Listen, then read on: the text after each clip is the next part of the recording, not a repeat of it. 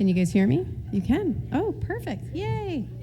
All right. Well, let's hear it for the center band. What an amazing start to our service this morning.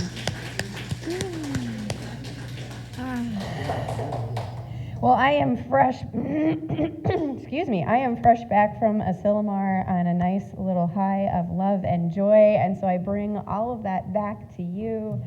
And whether you are here in the sanctuary or you are joining us and a part of our online family, just allow me to wrap you in that love and joy and say, welcome home. We are so glad that you are here. And here in Eureka, we also like to do an acknowledgement of the native lands.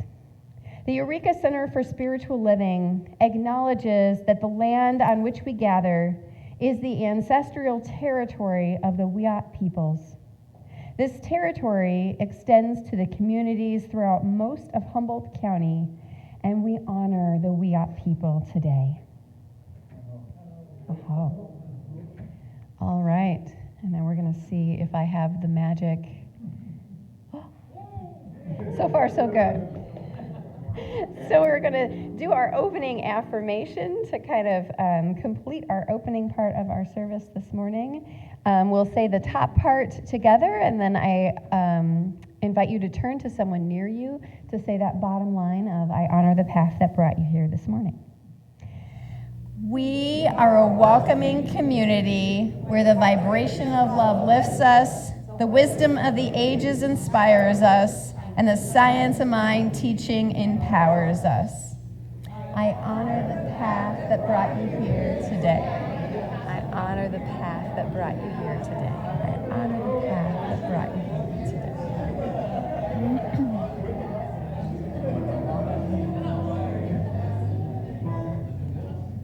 All right, and bringing all of that back in. I love the way that we connect. And if you are looking for other ways to connect, up on the screen now you will see our weekly schedule. All of the details and registration links are also on our website. So if you miss anything or like, wait, what time was that? You can just go to our website and check that out. So we're starting out with Pentero, which is a night at the theater, August 18th at 8 p.m. And I think, Scott, you want to say a few words about that?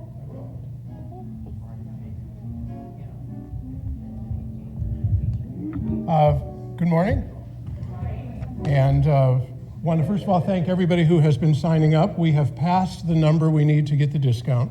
So that's fantastic. So the prices that are on this sheet, let me just back it up. This coming Friday night is opening night for Pentero, a series of short one-act plays written by Joseph Pentero. It's a very powerful evening of drama and humor and inspiration and optimism among characters you might not normally run into in the streets here of Eureka. But we're looking forward to having you be there. If you can't be there on opening night with all the rest of the center, there are other nights too, but I have already reserved 3 rows, I think, of tickets, the first, second, and third row on the aisle. So what will happen is you will pay me if you would like to come, and then you'll show up. It'll be first come, first serve within the center's block. I also wanted to say that if you're running into a cash flow issue or it's just a tough time, we're not going to leave you out. If you would like to get to the theater, I will be able to cover it for you. So see me privately. I'm not going to tell anybody that, oh, that person got in free. But we'd like to have as many people there as possible, and I'll get you taken care of. So how does this work? There's a sign-up sheet. Well, there was a sign-up sheet. Oh, there it is. All you have to do is fill it out. Do not check off that you have paid until you have actually seen me, and I will check off that you have paid. I'm going to front the money. If people don't pay me in time, I will trust that you will pay me back when the time is right.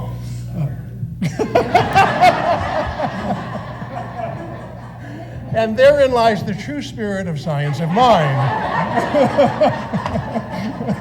And those of you who marked on the sheet that you want to go to dinner, we're going to Chapala because it's a walk away. Yeah, and Angelica will take care of the dinner arrangements. I will be getting into costume that night. So we would love to have you there. It's about a 90-minute play. We'll know for sure after tomorrow when we do our actual first full run through, but I guarantee it'll be worth your time. You will walk out of the theater that night with some real deep thoughts about where you are in this world, where people are. It's just a very powerful play. I also have 3 small posters. If anybody has a place they can put up the posters, I would appreciate it. So if you have any questions, see me afterwards. Thank you.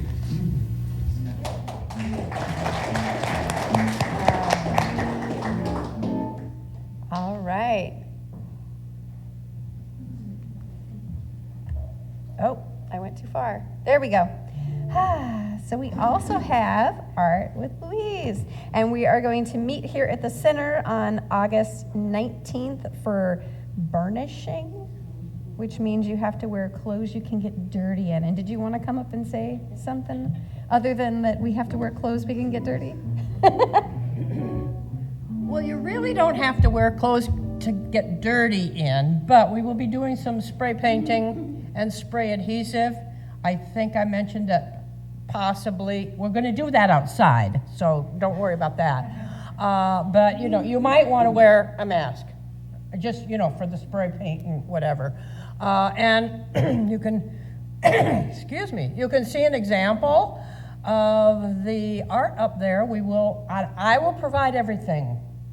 So that's why I'm asking that people bring some snacks so we can, have some munchies while we're waiting for the paint to dry.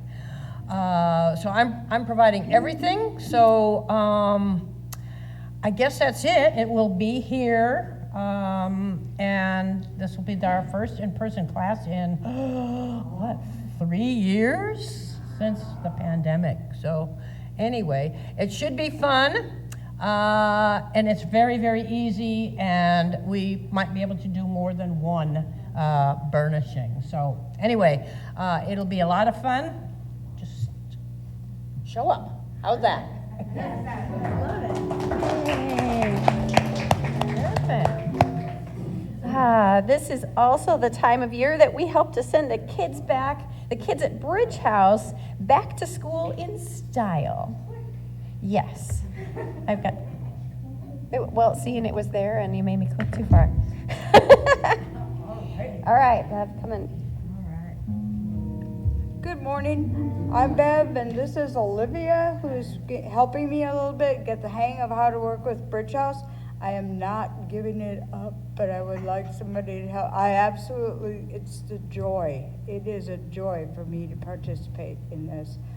All right, so we managed to get 3 lovely backpacks, and they're stuffed full of everything the kids could need for. This is for the 5th grader boy that's going back. They have padded lunch boxes with their own water bottles. They have all the folders, pens, everything imaginable. This is for the middle school boy, and everything matches, color coordinated, so that this one isn't going to mix up stuff with that one. Although they may not be with the same family in Bridge House, they're all sharing a place to live. So, and last but not least is the 3rd grade girl. There she is. And I'll be dropping them off sometime during this week because they start school next Monday. Yay. Thank you so much. You've been wonderful. And if you still would like to make a donation to the Bridge House Fund, please mark it on your check or put it in an envelope and mark the Bridge House. Oh yeah, it will automatically go to the Christmas fund if it's over. Thanksgiving dinner. And we provide Thanksgiving dinner, Christmas dinners, and Christmas presents for all the kids that are in Bridge House. And if anyone wants to know more about Bridge House, I'd be more than happy to let you know. And we'll be having a rep coming up in November, the first Sunday in November, to speak with us here in person. Okay.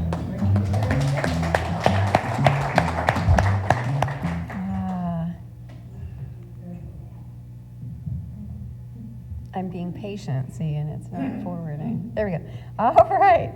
Along with that, we are also looking for some media people to help sell items on eBay, Craigslist, and other things. If you are interested in being a part of that, please talk to Reverend Angelica. And then also, Scott and his beautiful wife have been working on upgrading our Facebook page and our Instagram account. So be sure to check those out. And if you haven't done that yet, please be sure to hit the follow button. That's going to really help with our presence on both of those, but it also means that then you get notified when there's stuff posted and you won't miss out on what's going on at the center. So it's a win-win for everybody. You just have to click the little follow button when you update that. All right. Also had a special mention from the Love Squad. Cherie Williams and the grandchildren are moving and could use some help with packing and getting everything ready. So if you have any time to pack boxes, please get with her. She is looking for some assistance in packing up the boxes. And then we'll be loading up the truck officially on August 18th and 19th. So looking for some strong arms and backs, I want to add, to load up the truck.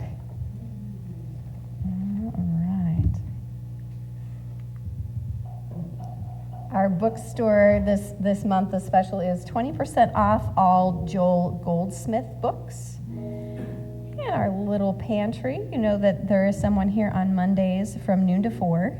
We're specifically looking for baby food, pop-top cans, shelf-stable milks and juices, as well as ramen noodles. We've gotten low on ramen noodles again. Actually, no, somebody filled it up. Oh, somebody's filled it up? I should have looked at that before I said that, huh? No more ramen noodles. We're good on ramen noodles for that. All right. And our theme for this month is my passion, my purpose.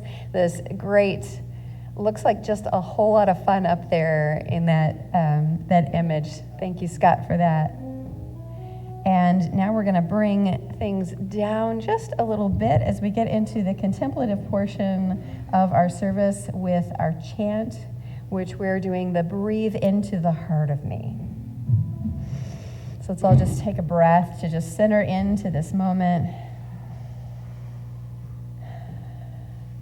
Breathe into the heart of me. Breathe into the heart of me. Spirit inside me, I call on you to guide me. Breathe into the heart of me. Breathe into the strength of me. Breathe into the strength of me. Spirit inside me, I call on you to guide me. Breathe into the strength of me. Breathe into the faith of me. Breathe into the faith of me. Spirit inside me, I call on you to guide me. Breathe into the faith of me.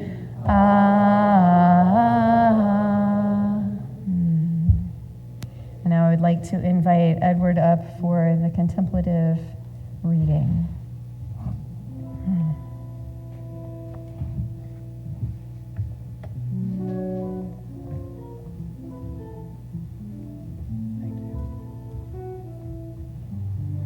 Well, in our best Toastmaster form, thank you. And good morning, family. Good to be here. Today is a special day for me in a lot of ways. Some of them will be revealed later. But I was reading this thing called You, Ernest Holmes, which is one of my favorite of the Holmes books. And I came across this passage. It says, you belong to the universe in which you live. You are one with the creative genius back of this vast ray of ceaseless motion, this original flow of life. You are as much a part of it as the sun, the earth, and the air. There is something in you telling you this, like a voice echoing from some mountaintop of inward vision, like a light whose origin no man has seen, like an impulse welling up from an invisible source. And this passage got me thinking, how incredible we really are. We don't, as Reverend Angelica was saying last week, because I always watch the previous week, during the week and before I come here. And as she was saying, we are spirit with a human experience that we're living now. And our humanness sometimes gets in the way of reality because we, like say for instance, see this podium and we see it as a solid wooden podium, useful and what have you. But we're not really seeing the truth. The truth is it's 1 trillion or more atoms that are held together magnetically to create the illusion or the solid matter that we believe we see. It's our brain, it's our minds, it's our thought processes that make all of this real.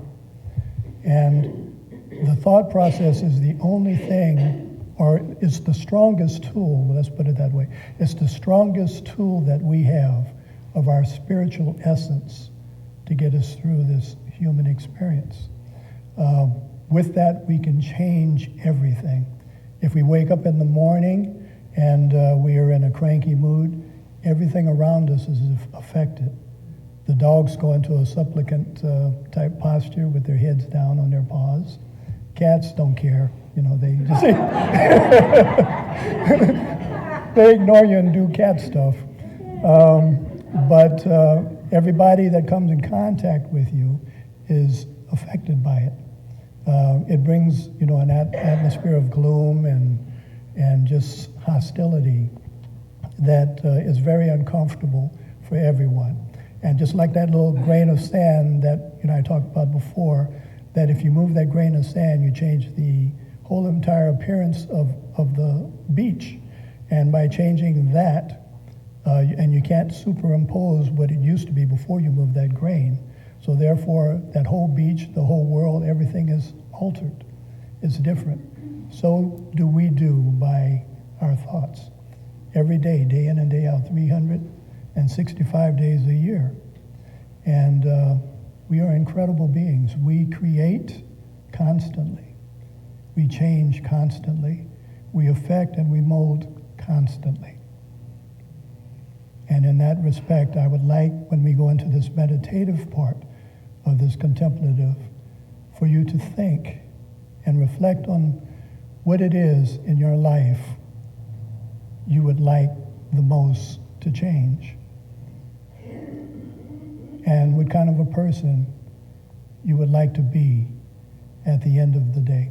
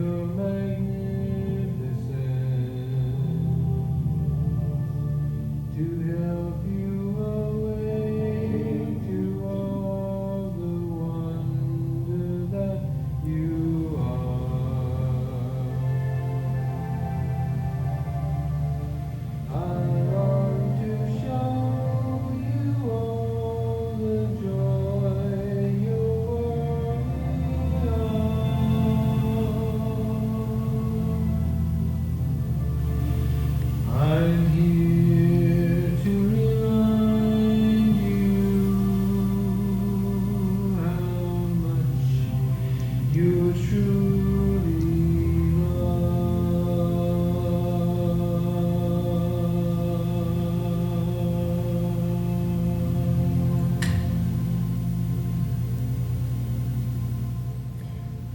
Oh, how great we truly are. How wondrous is our existence in, through it as God.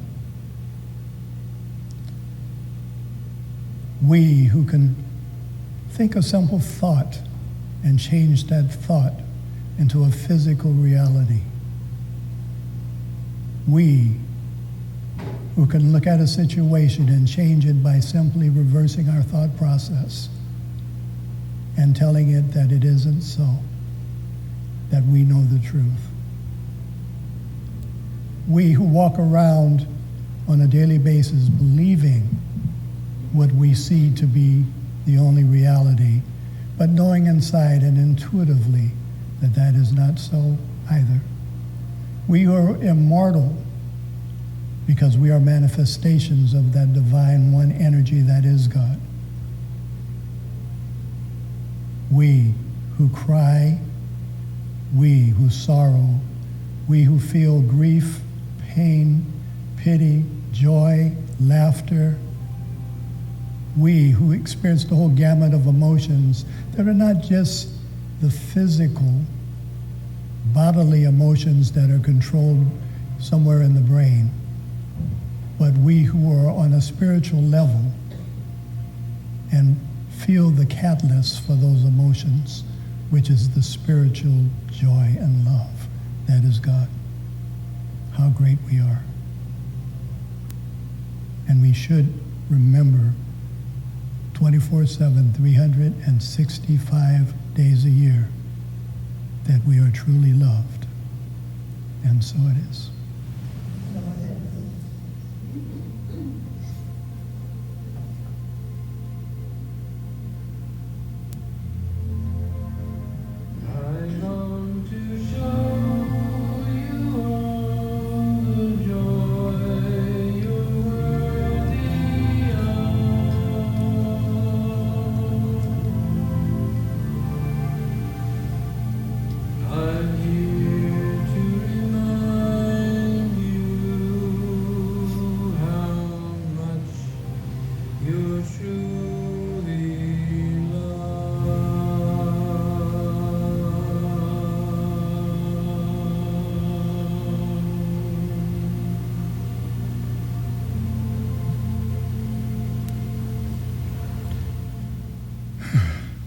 And with deep and profound love and gratitude, I'd like to welcome to the podium our beloved minister, Reverend Angelica. Wakanda forever.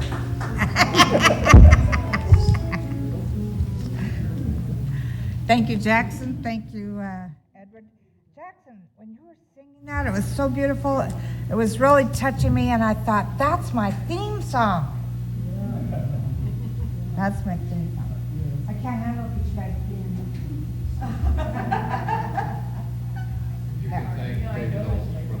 David Alt, yeah, he's good.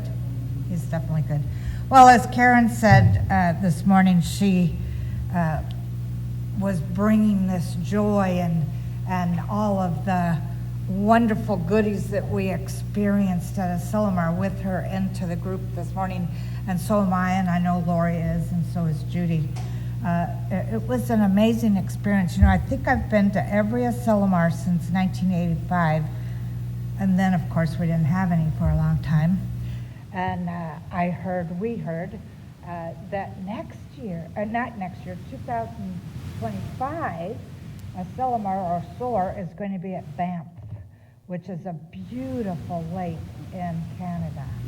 And so you start saving your pennies now or your dollars, your hundreds, because I would love for us to have a good contingency go up there, and I'd like to share with you the wonderful atmosphere of Canada that I experienced the 10 years I had a church up there. So, this morning, our theme was my purpose, my passion. And that's one of the things that Asilomar did for me was reawaken my passion for this teaching. And, I'm in this teaching not just to be a minister, but to keep studying and keep evolving and keep growing and keep expressing. And I get to share that with everybody. And that's so much fun for me. In fact, that's what Asilomar was a lot of laughter and a lot of dancing and music and absolutely amazing talks. Those of you who were doing church online with us during the pandemic might remember Elijah Christopher, a young man who is the leader of the Santa Cruz Church, who sort of embodies my idea of Santa Cruz, and totally embodies this teaching at such a young age. And he was one of my faves of the time. There was a few favorites that I have a little notebook filled with notes. But first I want to tell you something. So today is about percolating with purpose. So Reverend Sydney Steen was my roommate. You met her. She was the one with the magic boots that she put on the piano when she sang for us, when she visited us at that time. Anyway, we've been friends and prayer partners for a really long time, so we decided to be roommates for Asilomar. And so I'm texting her going, I'm shopping for room snacks, and she texts us back, well, I've got the coffee. No, I'm bringing a coffee pot and some fruit. So, we're getting everything all organized for our, 4-day experience there. So we get there, and she's unloading her car, and she has this box that has a coffee pot in it, and she said she couldn't find the old coffee pot she was going to bring, so she stopped and bought one. So, whoa, boy, new coffee pot. So she's setting it up, and we realized there's no filter in it. Normally the coffee pots that you buy have those wire little filter things. There's no filter in it. It's too late to go and try to find one, etc.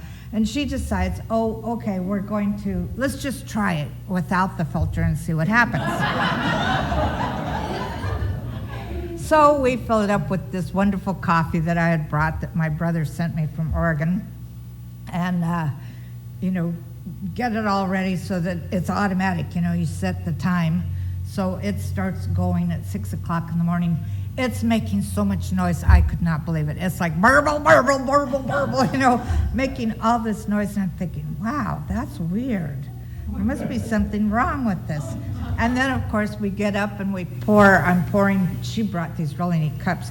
I poured the cups, and it's like, ew. It was all grounds. We got to chew our coffee. So it was really murky and, these grounds. And then that day we went out and we couldn't find the wire filter anywhere. In fact, we had a hard time even finding the round kind of paper filters. Everybody wants to use those triangle, the wedge kind of ones. But we did it, and what I noticed the next morning was the coffee pot was quiet. Just burbled a little bit, the sound that you love hearing in the morning while you're waiting. And it was clear and it was delicious. And here, then Asilomar continues, and it's wonderful. There's lots of talks and everything, but all I could think about was the lesson of the coffee pot. That's not all I could think about. When I thought about what I was going to talk about today, this lesson of the coffee pot came to me. And I thought about this, the fact that if we're just open to everything, Edward talked about us, being energy and creating and everything, and if we're just open and we have no filters, who knows what kind of life we would create? It's loud and it's murky or messy. But if we have a filter, which I think this teaching is, to me, a symbol of that filter, then not only is life quieter and sweeter, etc., and not murky and not full of grounds. We might have a little bit of grounds as we go through, but we're able to attract the things in our lives that we want to attract. And I know one of the things that most of us want to attract, I think everybody wants to attract, is that feeling of being loved and appreciated. The next thing I think is we want joy. We want to experience joy. So for me then, the coffee pot reminded me to pay attention. To pay attention to this teaching that I was going to hear about for 3 nights, 3 days, etc., from about 12 speakers and lots of workshops and all of that, to pay attention. And so the theme of Asilomar was renew, what was the theme? Renew, reconnect, and something else. There's 3 R's. No, that wasn't it. Do you remember? Remember, yeah. What? Do you remember what it was? The middle one, it's renew, re-something, reconnect, and then re-entry. Yeah, and then re-entry, yeah. Anyway, it was recycle. But in every single talk that we had, what we were reminded of is that we are creative beings, that we are the medium that spirit demonstrates in human form. And another word for spirit or God or whatever is first cause. And first cause is creative. And I think that's something else that all of us want to be, is creative. And so when we're using the filter of the science of mind, which is the official name of our textbook and the teaching, then we are allowing ourselves to create a mental mold that the universe that can then fill. So our awareness of this teaching is our filter. And what I know is that as we focus on our passion, the attention to it increases in magnitude. Dr. Holmes says, you are a spontaneous, self-choosing center in life, and the great drama of being, the great joy of becoming, the certainty of external expansion. Isn't that beautiful? You are spontaneous, self-choosing center in life. This is what we are. And the interesting thing about this, and the reason why we need a filter for me, is because there is so much going on around us. And we're constantly being fed by the people around us, the ones we're closest to, the ones we're not close to. We're fed by television, we're fed by social media, the newspapers, etc. We're constantly being fed. And it might not be the things that are suitable for the growth of our humanity. I was going to say growth of our spirit. But the truth is, our spirit is already all that it needs to be. How could it be anything else? Our spirit is first cause and infinite intelligence and unconditional love, and it's absolutely everything already. All there is God.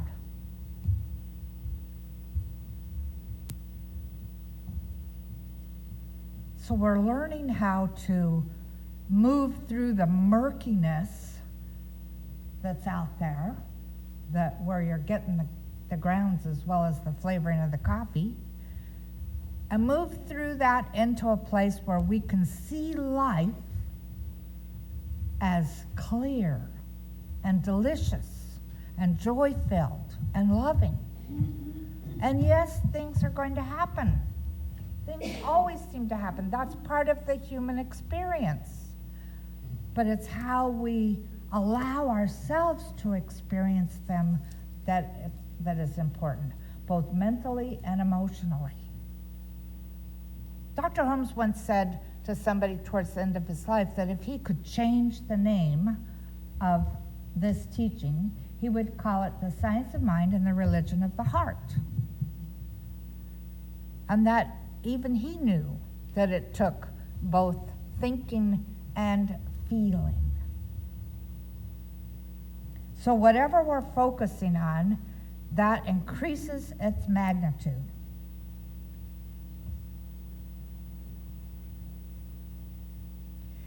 In other words, if I'm going back to my coffee pot story, putting in our divine filter is one of the first choices that we have to make.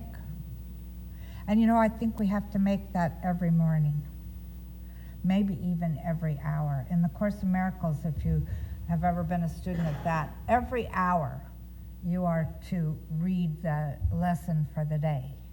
And I remember when I was teaching it years and years ago in the Glendale Church, I had one of those newfangled watches that would beep on the hour. And I just loved it then. I mean, because I'd hear that beep and I would, sit quietly and pay attention to the lesson of the day. I wonder if we did that with the science of mind, how far along we would come every day. Allowed ourselves to remember. At least in the early morning hours, I think that we should, here's what I do in the early morning hours. First of all, it's like, oh, my bed is so comfortable, I don't really want to get up. And then the cats jump on the bed. It's like, you got to get up, that's breakfast time. But I just, sort of pet them until they start purring and they lay down. And then I'm laying there and I'm thinking about everything that I'm grateful for. I remember reading that Louise Hay one time had a program where she would, she'd be grateful for the bed and grateful for the sheets and grateful for the window and grateful for the curtains and grateful for the house that she was living in. And, just taking the most common things and building up her gratitude bank. And so I basically do that in the mornings, and then I do a spiritual mind treatment. And then after I feed the cats, I get to sit down and have some coffee and then do my meditation and reading and stuff. But putting in that divine filter can be done using a gratitude process.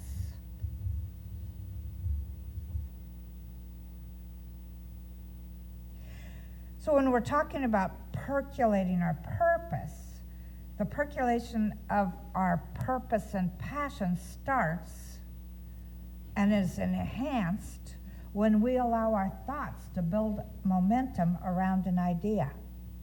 Again, creating a mental mold by feeling the sense of what it would be like to have our dream realized. One of the things that we want to remember is that energy goes where the attention flows. That is one of our old adages. So if your attention, I'll use myself, I drive down to Asilomar, and at one point, all the traffic stops, just stops. And we sat on the freeway for over an hour in 90-degree weather. And what am I doing? Am I finding something to be grateful for?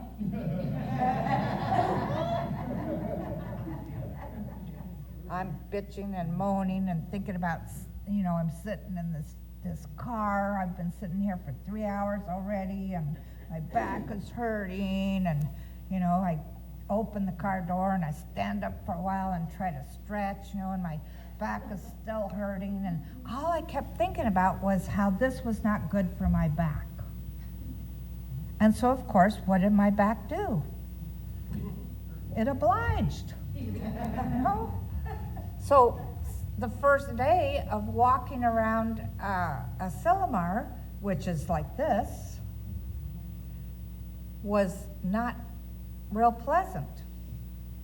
And Sydney and I decided we wanted to go out to the beach.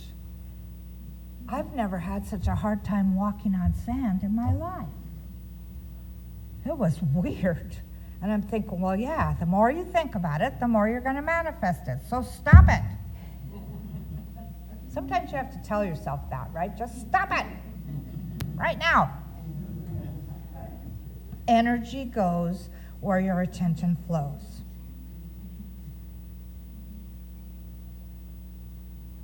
You know, another thing about this idea of passion and purpose is that as we're allowing our thoughts and our feelings to percolate, they show up as experience. And hopefully those experiences are inspiration for you to move even further along your path. So we can blend what we feel strongly about into specific action, noticing what we're being called to do. Noticing what we're being called to do. A lot of times we think about the idea of purpose. What's my purpose? We get into this idea that it has to be something grandiose. It has to be some big purpose to be of value in the world. And that's not true. When I first met my husband, we went, well, not when I first met him, but soon after, we went on a hike in Hawaii up in the, by the volcano. And he's going along a little bit in front of me because I got Hobbs, my dog, with me, and Hobbs has to sniff everything. And, you know, he's a Labrador sort of dog, mixed dog, and he stops and okay, you need to sniff. I mean, he was very strong. So Tag is walking in front of me a bit, and I noticed that he keeps stopping and picking things up. And after a while, I said to him, "What are you picking up?" And he said, "Cigarette butts." And I thought, ew. And he said, "If I don't, they'll be here for hundreds of years." I thought, wow, here's a little purpose, a little action to achieve a purpose that will have an effect way longer than we know about. So it doesn't have to be something that's grandiose, something that's huge. It can just be a small little purpose. Howard Thurman says, "Don't ask what the world needs, ask what makes you come alive and go do it." Because what the world needs is people who have come alive. Think about that for a minute. That again tells us that we don't need to have a grandiose kind of purpose. What brings you joy? Go do that. So again, I'm going to say that allow yourself to use the science of mind as your filter for your mind. Allow yourself to constantly study and then watch for results, because you are creating your reality as you go along. And ask yourself, what do I want to create today? It doesn't even have to be, what do I want to create for my life? What do I want to create today? All of you have something, but I know for me this morning, it was inspiration and empowerment. That's what I wanted to create today. So let yourself not use the coffee pot without a filter. Make sure you put in a filter. And this teaching, this is our filter. And it's good. So let's read, oh wait, I got the thing here. So I just push the middle one, right? Oh, push it so that it goes there. Oh, okay. Here's our affirmation. Scott is doing this month. Ready? Take a breath. I am guided. I have a purpose that comes to me from the divine and helps direct me toward that what matters most to me. I embrace my purpose and move eagerly and without hesitation in its direction at all times, knowing I am being guided ever higher by it. And let's go into prayer. For those of you that are new or newer this morning, our form of prayer is called spiritual mind treatment. And when I speak it in the first person. That makes it really easy for you to embody. I recognize that there is only one life. That life is God's life, and that life is perfect. That life is my life right now. So as I remember this, I remember to allow myself to create my filter in whatever way I want to, so that I filter out the negatives of the world and fill myself with love and joy and peace and kindness and compassion and all those things that my heart and my soul are hungering for. And as we answer that hunger, our mind says, yes, yes. That is God's only word, yes. So how wonderful it is for me to know that I can change my thinking and change my life. And as I walk through down this wonderful path that is my adventure as being a human, I allow myself to remember that where my energy goes, where my attention goes, the energy flows. So I allow myself to be in gratitude. I allow myself to find humor in this world. I allow myself to know that I am grateful for absolutely everything, everyone, every experience, absolutely everything. Because I know that even if that experience doesn't feel good now, when I look back on it later, I will see, this is what I learned. This made me stronger. This made me realize that I am much more than I think I am. And the whole universe says yes. And so we celebrate that today. As we step out into this week, we allow ourselves to pay attention. We allow ourselves to perhaps start our day with gratitudes. We allow ourselves to know that there is a part of us that is honoring our request to filter out everything that is not necessary for our highest good. And the universe says yes.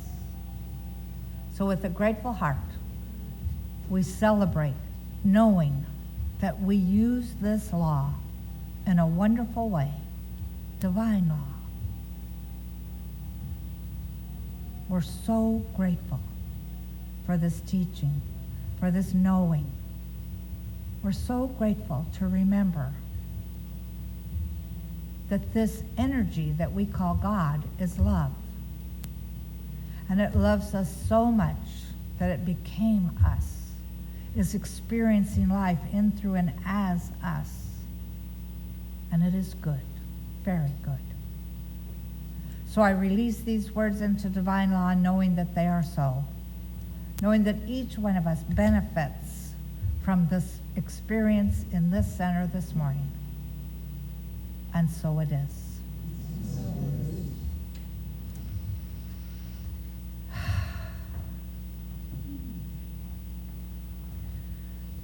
We're going to have something a little bit different for our special music time this morning.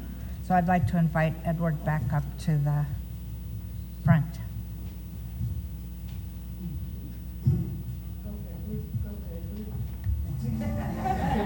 Doesn't he look gorgeous? Thank you. Thank you.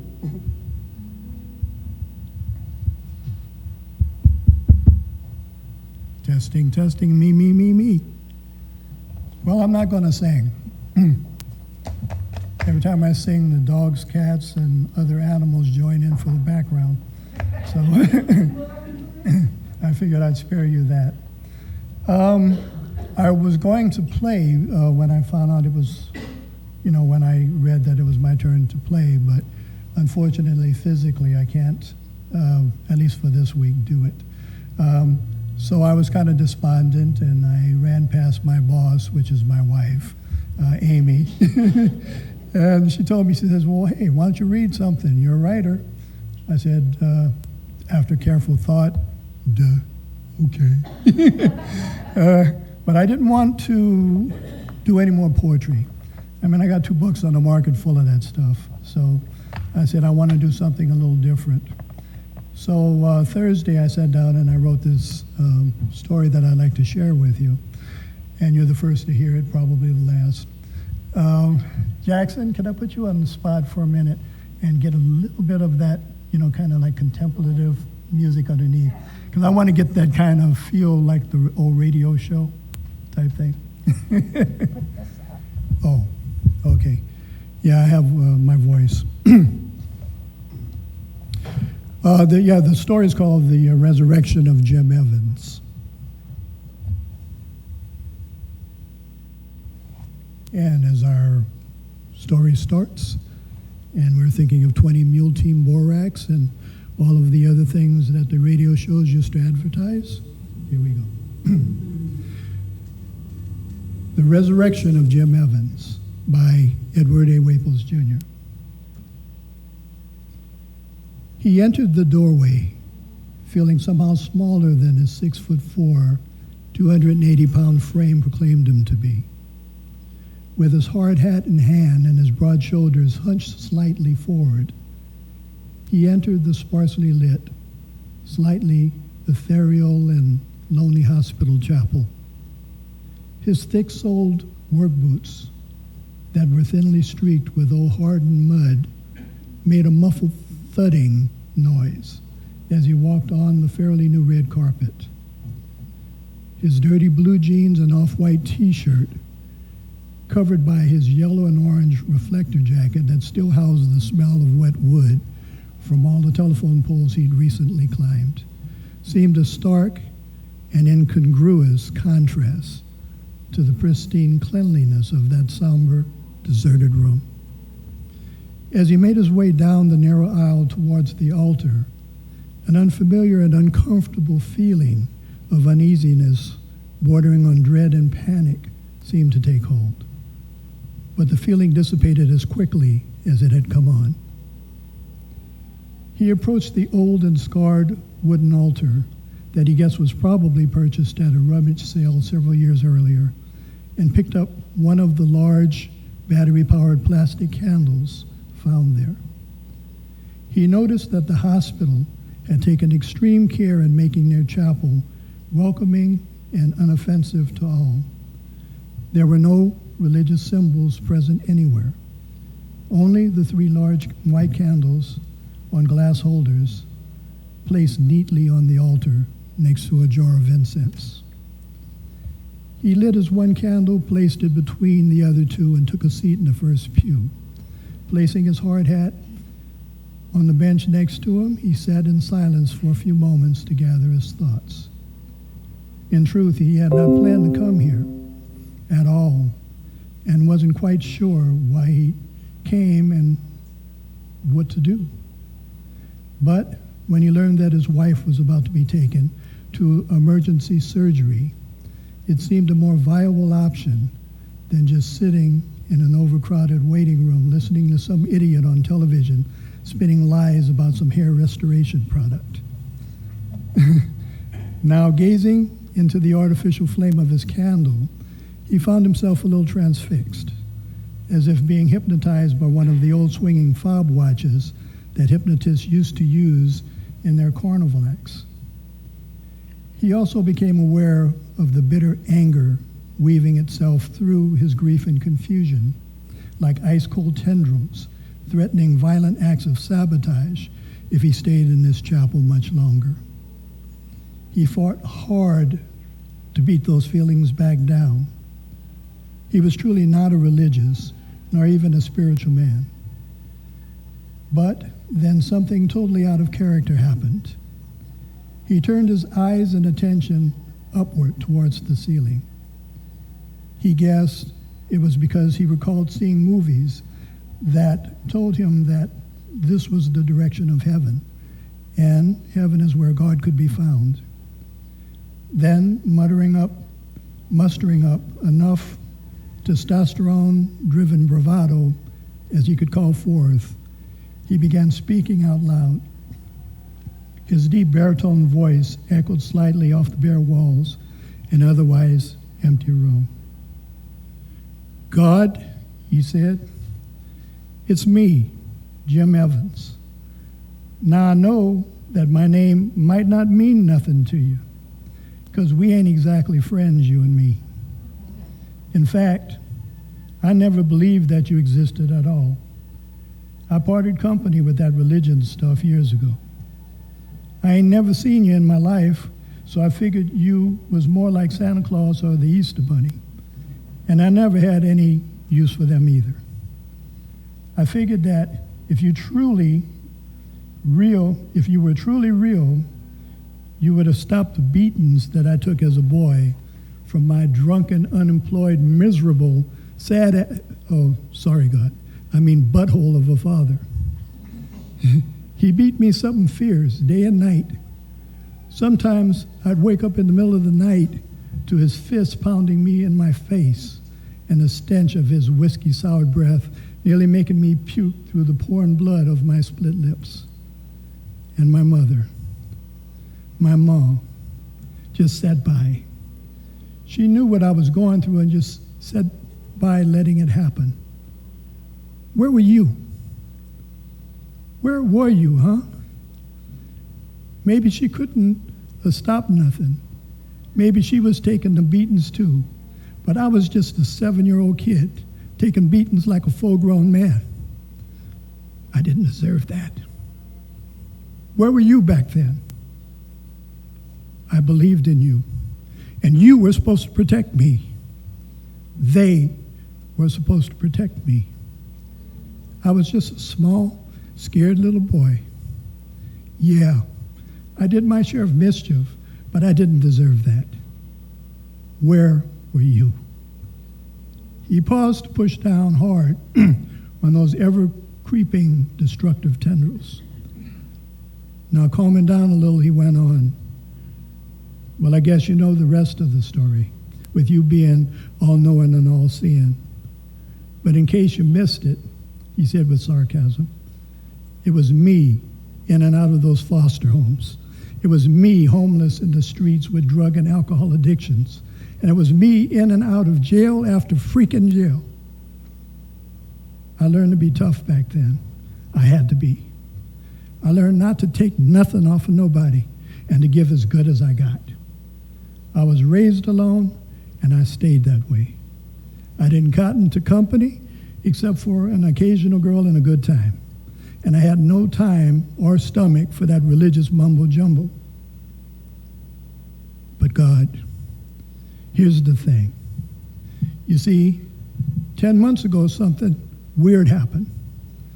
Something that I never saw coming. I met my wife, Annie. And yes, she was everything that I wasn't. She was beautiful, smart, refined, religious, kind-hearted, and loving. I mean, there's not a soul who would say a word about her. I'd break their head if they did. But it never would happen, so I guess I'm okay on that point. Anyway, that gal was truly way out of my league. I never would have dreamed that she'd give me the time of day, but she did. She saw this nearly bald-headed, irritable old fart with no hopes and dreams for the future and loved me in spite of myself. God, she chose me. She married me, and we created the most precious thing, our little baby she's carrying in her belly right now. So God, here's the thing. I know you have the right to tell me to go straight to hell, and I wouldn't blame you. In fact, I probably have a ticket punch to go there anyways. But God, I'm not asking you for any favors for myself, because I made my own messes and I have to live with them. But I'm asking for her. You see, we was coming home from the store late last night when this car come flying around the corner from out of nowhere and hit us so hard that we flipped and landed in a ditch. I was thrown out of the car, but my Annie, she was hurt bad. Now, I've been sitting up there by her gurney hoping she'd wake up and tell me everything's going to be all right. But she didn't do that. So I sat there agonizing over her battered face and praying that our unborn baby would survive.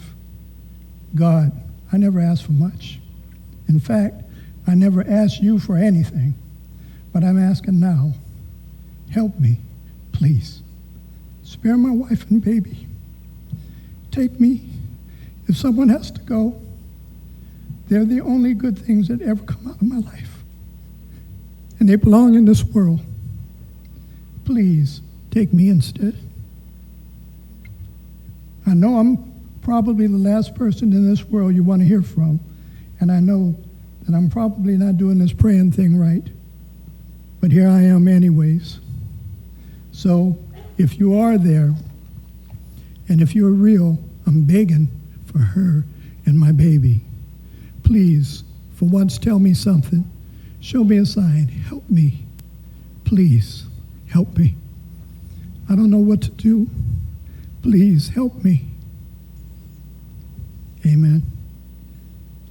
As he sat with his eyes once again gazing down at his boots and brushing tears from his street-hardened and weather-beaten face, he noticed the room starting to get brighter. The little plastic candle that he'd lit when he'd first come in now burned with an unearthly glow, and a powerful smell seemed to engulf him. His eyes widened and his head shook in disbelief and denial. What's going on here? What's happening to me? But the brightened room and the bakery-like smells persisted. They were real. That smell, it was spicy, sweet, and familiar. Then it came to him. It was the smell of fresh-baked gingerbread, just like the gingerbread that old Mrs. Adams used to bake every Friday morning. She'd always have a slice for the children as they walked past her house on the way home from school. And for some strange reason, she took a liking to little Jimmy Evans and would save him the largest slice. Sweet old Mrs. Adams. She was probably the last person he cried for when she died. That memory of her made his heart swell in a bittersweet way and seemed to ease some of the pain and tightness he'd been feeling. What is this? What's going on here? And as he looked around and listened for someone causing these things, he felt a warm breeze blow past his face and heard music emanating from the wind, first faint and distant. Then it seemed to grow louder and louder, like a blossoming flower sped up to bloom before his eyes and ears. And in the background, he heard both chanting and laughter. The chanting was heartfelt, but the laughter sounded almost childlike and playful. It was the sound of pure joy and happiness. Then, as if someone were sitting next to him, he heard a voice start singing the melody to the music he was hearing. And all the other voices seemed to join in with the song. Amazing grace, how sweet the sound that saved a wretch like me. I once was lost, but now I'm found. Was blind, but now I see. The sound was so sweet and heartfelt that he found his leathery eyes starting to brim with tears that he couldn't control. And for once, they weren't sad or angry tears. They weren't tears that he could lock away and hold deep inside what little soul he believed he had left. These were real. They were tangible.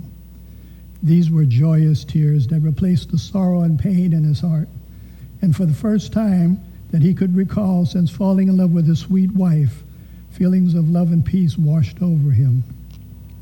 And just as unexpectedly, the realization came to him that This surely was God. And the tears became a massive flood. Years of hurt, anger, and pain seemed to be letting go and spilling out from his heart all at once.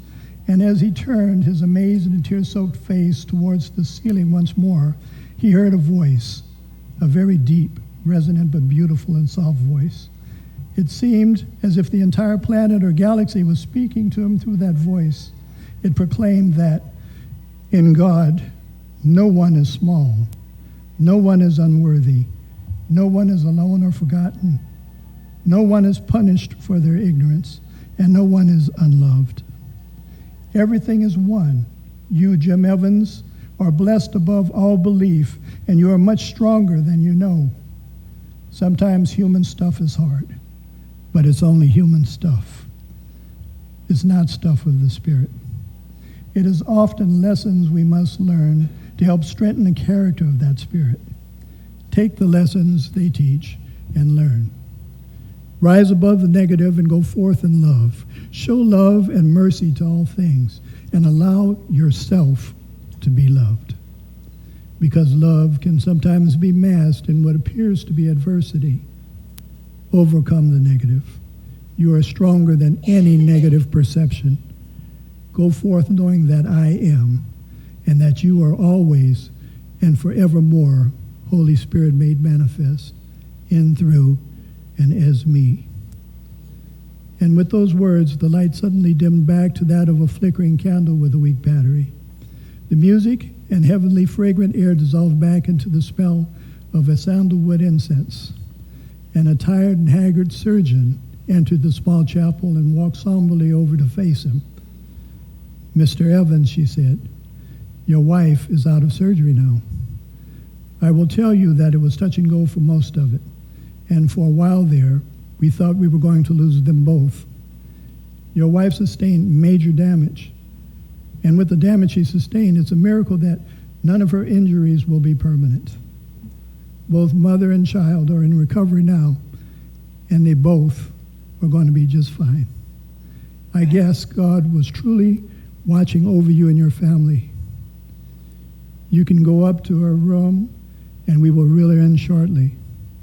Oh, and by the way, you have a 6-pound, 4-ounce healthy new baby girl.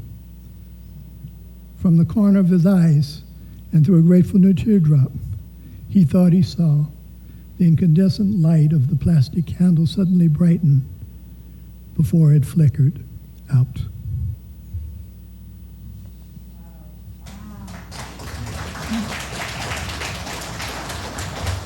Thank you.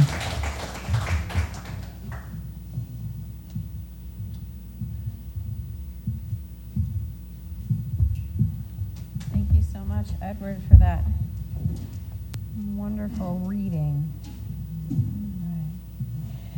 All right. And now we get to step into that energy of circulation and flow as we enter into our offering. It's already up there, look at that. Thank you.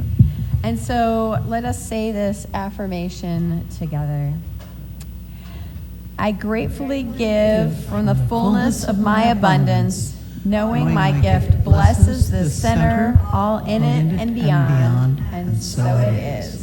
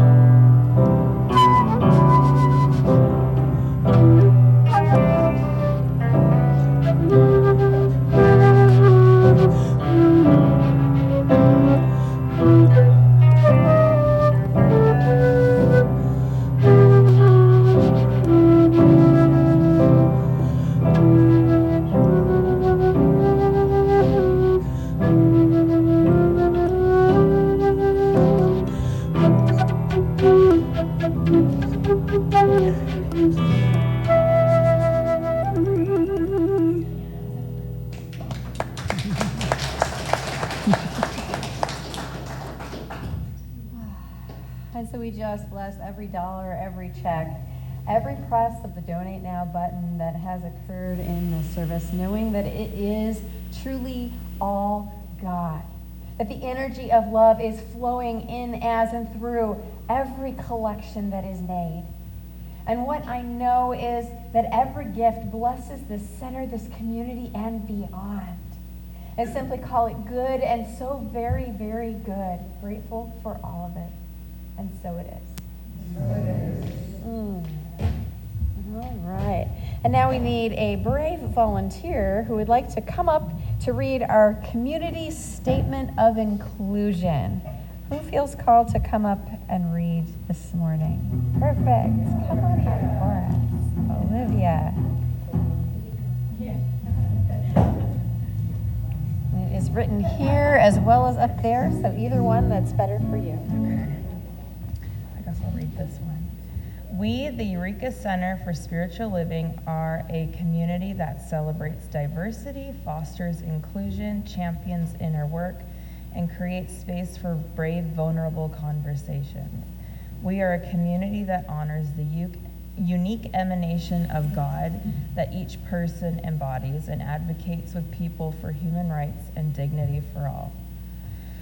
We are a community that blesses each other, sees sacredness in all life, remains learners and listeners so that we may grow together and understand that oneness is not sameness. We know our beloved community is revealed more fully when we love each other well. Beautiful. Thank you so much. All right. And then I would like to invite us to stand as Donna comes up to lead us in our community song, Believe in Yourself.